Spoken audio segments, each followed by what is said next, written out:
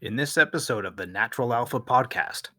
Now, certain vegetables have muscle building compounds to them, but it's not because of their protein content. It's actually because of their anti estrogen content. So, a lot of guys are missing out on hypertrophy gains, on muscle gains, because they're not utilizing these other rep ranges.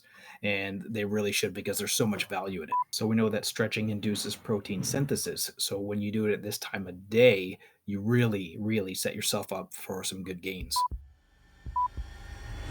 Hey guys, welcome to the show.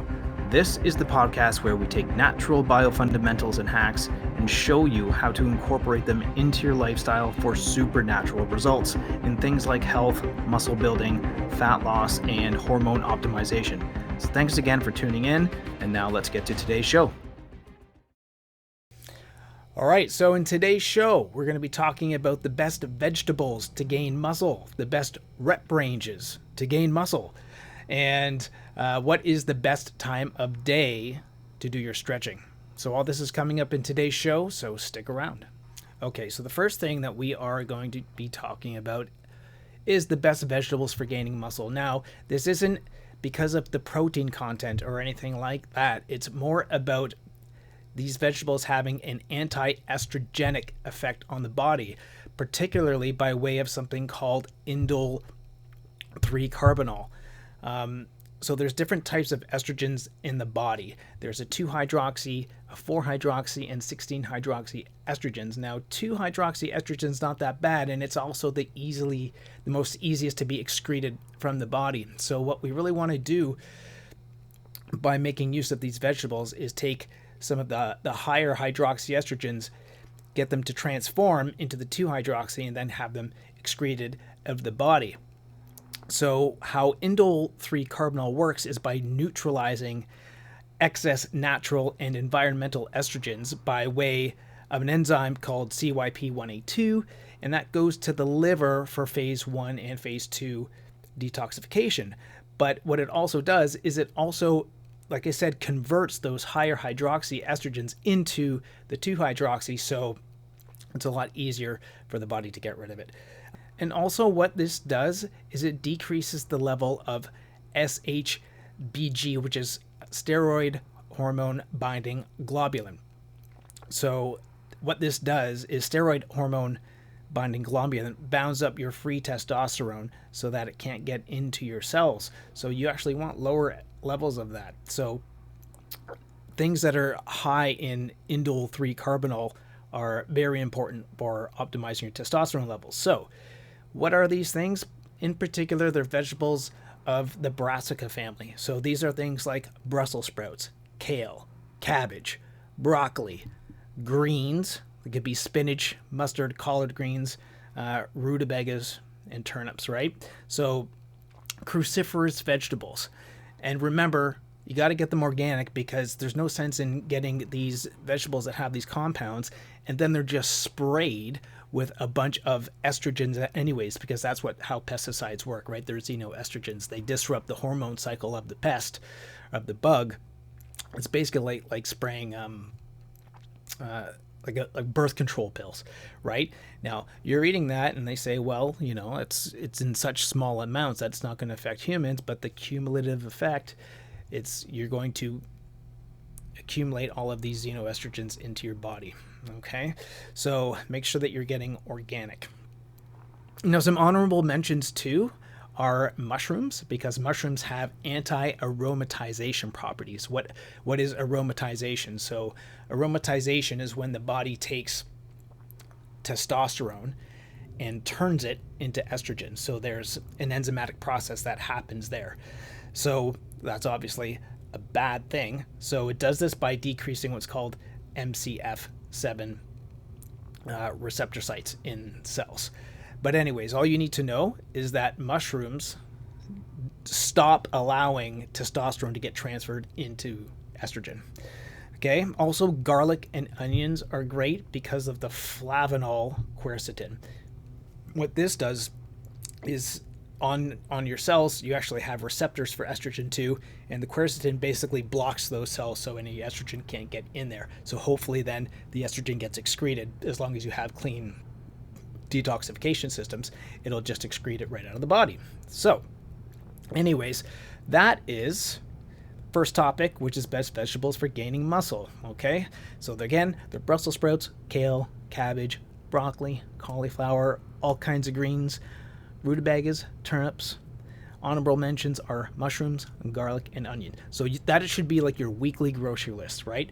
If you're a guy or even a girl trying to gain some strength, gain some muscle, and losing body fat, and again, make sure that it's always organic.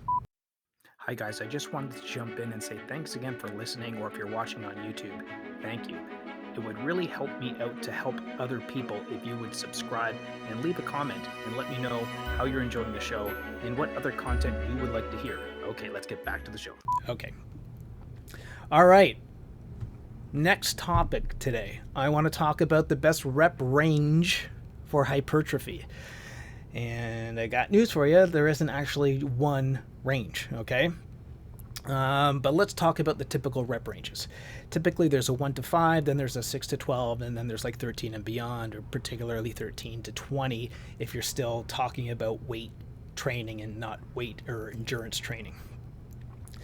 Now, when you're working with a 1 to 5 rep range, and when I say that, I mean like at 5, you're failing. When I say 6 to 12, I mean at any of those reps, you're failing, so you're hitting failure. But at 1 to 5, it's a more neural recruitment of the myofilaments, and you're more under a load stress, okay? With 6 to 12 rep range, there's mechanical micro tears that happen. The myofilaments are under less load stress, but more time under tension. Now, with the higher rep ranges, 13 to 20, there's more of something called capillarization or blood flow. This also has lactic acid principle of hypertrophy. And what this does is it expands the fascial envelope of that muscle. So the muscle is wrapped in something that sort of looks like saran wrap that we call fascia. But when you do this type of training, you expand the fascia, you expand the muscle, so that muscle growth is not restricted. So those proteins that are trying to build are not restricted, okay? As well as it does something called mitochondrial biogenesis. Now, mitochondria they do lots of things. They're known as the energy centers of the cells, but they actually do a whole bunch of other things. They produce hormones and all sorts of things, right? So, but here's the thing. All of those things will cause the muscle to grow bigger. They will all cause hypertrophy. It's just the typical 6 to 12 rep range is sort of the one that's in the middle that sort of does all three a little bit. But if you're not training heavy and you're not training light, you're not going to get the optimum amount of the other types of hypertrophy. So that's why I suggest you use all rep ranges sort of exclusively, whether it's in a single workout, so like a single workout, you're doing 1 to 5, or a program, right? Maybe you'll do a heavy program for a month. So you'll work with 1 to 5 reps, and then you'll do like a program of 6 to 12 reps, and then a program of 13 to 20. Or you can do them all three in one workout, which I like to do sometimes. So I'll do my heavy compound lifts first, anywhere from 1 to 5. Then I'll do some accessory work, that's 6 to 12, and then I'll finish with a couple of sets of high rep stuff, right? But the studies show that there is actually major hypertrophy benefits in all of those rep ranges. So don't just stick with the classic and sort of dogmatic where it's 6 to 12 reps, or 8 to 12 is another common one. Use all three. And if you go to a website called Stronger by Science, there's a guy named Greg Nuckols, super smart. He did a great meta-analysis of all of these hypertrophy studies, which is like an analysis of all of these analyses.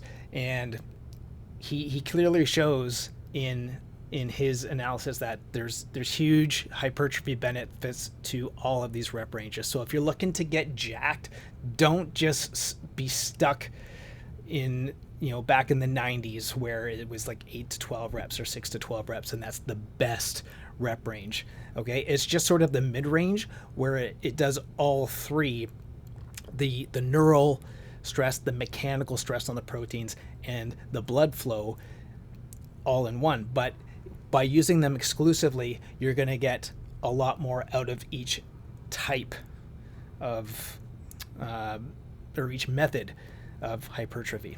Okay, and it's why I say like CrossFit athletes are so jacked, and they really are. I mean, drugs aside or whatever, but they use all types of training. They use heavy, moderate, and high rep training, right? And just look at them; they're incredibly jacked, right?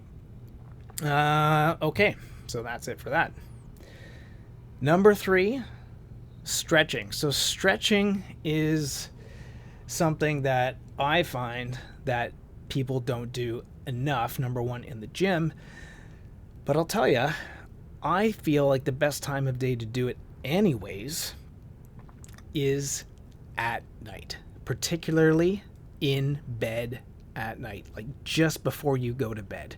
And why is this? Okay.